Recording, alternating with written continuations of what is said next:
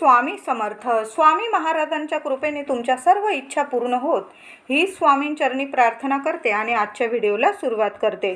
चैत्र शुक्ल नवमी श्रीराम जन्म सोहळा. प्रभू श्रीरामांचा जन्म सोहळा म्हणजेच रामनवमी. श्रीरामांचे चरित्र हे एक आदर्श पुरुषांचे चरित्र आहे. श्रीरामांनी जो आदर्श आपल्या समोर ठेवला आहे त्याचे स्मरण या निमित्ताने करून त्या गुणांचा अंगीकार करावा, हा श्री रामनवमी उत्सव साजरा करण्याचा हेतू उद्देश आहे. प्रभू श्रीराम केवळ आदर्श पुरुषच नव्हते, तर ते एक वचनी, एक पत्नी, एक वाणी, एक बाणीही होते. ते निश्चयी आणि त्यागी होते. साक्षात माता कैकेयीच्या हट्टावरून पिता दशरथाने आज्ञा देताच वनवासात जाण्यास सिद्ध होणारे श्रीराम केवढे पितृभक्त त्यागी होते. वडिलांचे वचन खरे करण्याकरता हाती आलेल्या राज्याचा त्याग करून 14 वर्ष वनवास पत्करणारे श्रीराम निश्चयी धैर्याचा महामेरू होते. प्रभू श्रीरामात प्रचंड सात्विकता होती. वनवासातील श्रीरामांचे सोबती हनुमंत, बाली, सुग्रीव, जांबुवंत, जटायू, विभीषण, केवळ या सर्वांच्या श्रीरामांच्या सानिध्याने कृपादृष्टीने उद्धार झाला त्यांचा. अहिल्याचा उद्धार करणारे, शबरीचे मनोरथ पूर्ण करणारे, इवल्याशा खारीच्या पाठीवरून प्रेमाने हात फिरवणारे प्रभू श्रीराम खरोखर पृथ्वी तलावर अवतरलेले परब्रह्म होते. म्हणूनच श्रीरामांसारखे होण्याचा प्रयत्न करा. तर उद्या 17 एप्रिल म्हणजेच बुधवारी श्रीरामनवमी आलेली आहे. भगवान पुरुषोत्तम श्रीराम म्हणजे श्री स्वामी समर्थ महाराज आहे. उद्या सकाळी लवकर उठायचं आहे. छान पंचोपचारे आपल्या देवघरातील देवांची पूजा करायची आहे. तुमच्याकडं फोटो असेल श्रीरामांचा, मूर्ती असेल, बाळकृष्णाची मूर्ती असेल, श्रीकृष्णाची असेल, स्वामींची असेल, मूर्तीवर आपल्याला पंचामृताने अभिषेक करायचा आहे. पंचामृताचं सगळं साहित्य घरात नसेल, दूध असेल तुमच्याकडं, दुधाने अभिषेक करायचा आहे. पुन्हा स्वच्छ पाण्याने अभिषेक करायचा आहे आणि स्वच्छ फोटो मूर्ती पुसून आपल्या देवघरात स्थापन करायची आहे. दुपारी 12 वाजेच्या आत देवघरात किंवा स्वामी मंदिरात बसून आपल्याला 11 वेळा राम रक्षा पठण करायचं आहे. म्हणूनच उद्या लवकर उठा. आपली देवपूजा लवकर करायची आहे. आपल्याला आपलं घरदार स्वच्छ करायचं आहे. महिलांनो, उद्या रामनवमी आहे. चैत्र नवरात्रीचा शेवटचा दिवस आहे. आपलं घर स्वच्छ करा. उंबरठ्यावर सुद्धा हळदी कुंकू वाहून आपल्या उंबरठ्याची साक्षात लक्ष्मी नारायण उद्या अवतरणार आहे आपल्या घरात, म्हणून आपल्या उंबरठ्याची सुद्धा छान पूजा करा. तुम्हाला झालंच तर उंबरठ्यावर हळदीचं लेपन करा. नाही झालं हळदी कुंकू वाहून तरी आपल्या दाराची मुख्य उंबरठ्याची पूजा करा. उद्या रामनवमी आहे. लहान का होईना छोटीशी आपल्या दारात रांगोळी काढा. थोडंसं आधी गोमूत्र पाणी एकत्र करून संपूर्ण घरात शिंपडायचं आहे. छानशी फरशी पुसायची आहे. गोमूत्र किंवा थोडीशी हळद, गोमूत्र, गंगाजल टाकून आपलं दार स्वच्छ पुसा. छानशी रांगोळी काढा. उंबरठा पूजन करा. आपल्या गॅसची पूजा करा. उद्या छान असा दिवस आपल्याला छान सोन्यासारखा दिवस आहे. उद्या सोन्यासारखाच घालवायचा आहे. सर्व काही आपल्याला नीट करायचं आहे. उद्या सर्व छान पंचोपचारच व्हायला हवं.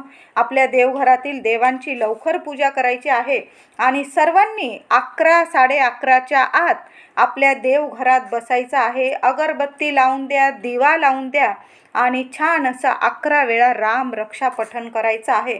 जरा जोरात बोलला तुम्ही तरीही चालेल. घराच्या कान्या कोपऱ्यात राम रक्षेचा आवाज पोहोचायला पाहिजे. म्हणजे जी काही घरात नकारात्मकता असेल, निगेटिव्हिटी असेल, ती कायमची दूर झाली पाहिजे. वर्षभर तुमच्या घरात नावाला सुद्धा नकारात्मकता उरणार नाही. म्हणून तुम्ही जरा जोरात रामरक्षा बोललात तरीही चालेल. अगरबत्ती लावून द्या. अगरबत्तीची रक्षा एका ताटलीत पडेल अशा पद्धतीने लावा. वर्षभर ती अगरबत्तीची आपण 11 वेळा राम रक्षा पठण करणार आहोत. ती अगरबत्तीची रक्षा विभूती म्हणून आपल्याला रोज बाहेर जाताना कपाळी लावून मग बाहेर जायचं आहे.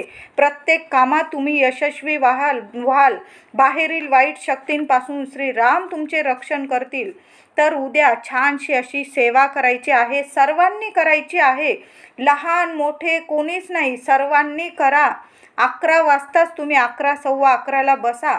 11 वेळा राम रक्षा अगदी नीट बोलायचं आहे तुम्हाला. अगदी त्याचा अर्थसुद्धा तुम्हाला कळला पाहिजे, तुमच्या हृदयाला कळला पाहिजे त्या रामरक्षेचा अर्थ. आणि 11 वेळा रामरक्षा फलश्रुतीसह बोलल्यानंतर तुम्हाला एकदा मारुती स्तोत्रसुद्धा बोलायचं आहे. ही सेवा आपल्याला दुपारी 12 वाजेच्या आतच करायची आहे. 12 वाजता तुम्हाला घरात धण्याची पंजरी म्हणजे मसाल्या बाजारात जे धणे मिळतात ते आणि थोडीशी खडी साखर बारीक करून घ्यायची आहे. ती पंजरीचा नैवेद्य आपल्याला देवघरात दाखवायचा आहे. तुम्हाला तो नाही जमला, थोडीशी खीर बनवा. तुम्ही तांदळाची, रव्याची, शेवयांची, गव्हाची कसलीही खीर बनवा, पण उद्या खिरीचा नाही तर शिऱ्याचा, रव्याचा शिरा.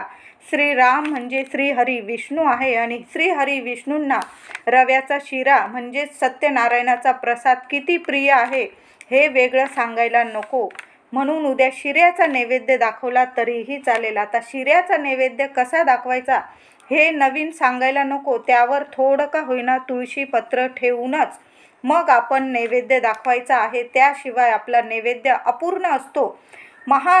श्रीहरी विष्णूंना नैवेद्य दाखवताना त्यावर आपल्याला तुळशी पत्र ठेवूनच नैवेद्य दाखवायचा आहे. दुपारी 12 वाजेच्या आत आपली सेवा व्हायला पाहिजे आणि 12 वाजेपर्यंत आपला नैवेद्य दाखवून व्हायला पाहिजे.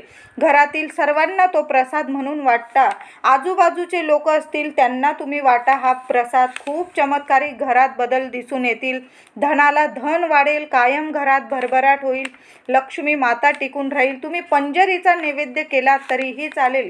धने आणि खडी साखर बारीक करून तो नैवेद्य दाखवा. घरातील सर्वांना वाटा, बाहेरच्या व्यक्तींना वाटला तरीही चालेल, आजूबाजूच्या.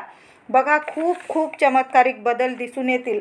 त्याचबरोबर आपल्याला उद्या संध्याकाळी, सकाळी पण शुद्ध गाईच्या तुपाचा एक दिवा आपल्या तुळशी मातेजवळ लावा, संध्याकाळी पण लावा. महिलांनो उद्या दोन्ही वेळा तुळशी मातेजवळ दिवा लावा. हळदी कुंकू वाहून उद्या तुळशीची पूजा पण करायची आहे आपल्याला. झालंच तर थोडं 2 चमचे दूध पण आपण तुळशी मातेला अर्पण केलं तरीही चालेल. उद्या गाईला सुद्धा थोडासा गोड नैवेद्य म्हणजे एखादी चपाती बनवा, त्यावर थोडं तूप आणि गूळ टाकून गाईला स्वतःच्या हाताने हा नैवेद्य खाऊ घालायचा आहे. त्याचबरोबर संध्याकाळी दिवे लागणीच्या वेळेला आपल्याला तिन्ही सांजेला लक्ष्मी येण्याची वेळ झाली, 6:30-7च्या वेळी 9 पंत्या घ्यायच्या आहे.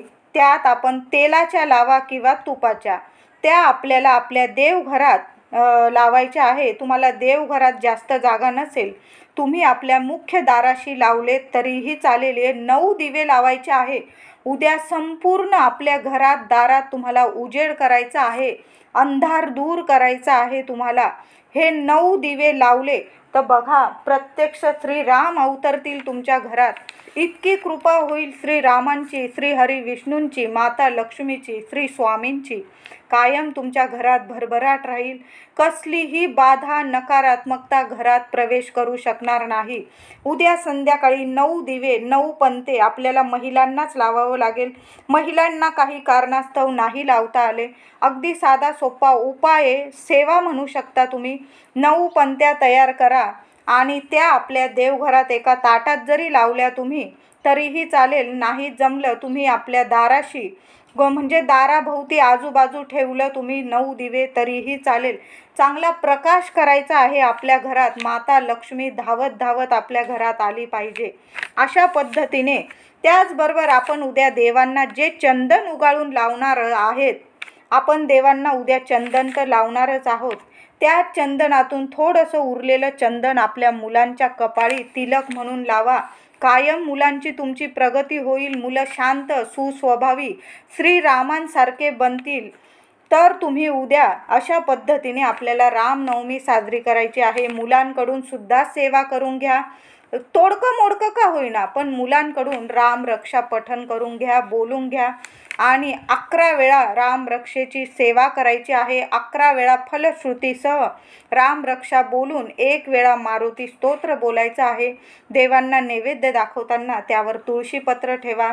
आपल्या घरात दारात 9 दिवे लावायला विसरू नका आणि आनंदाने आपल्याला रामनवमी साजरी करायची आहे. व्हिडिओ आवडला असेल लाईक करा, सर्वांना शेअर करा, चॅनलला कृपया सबस्क्राईब करा. धन्यवाद.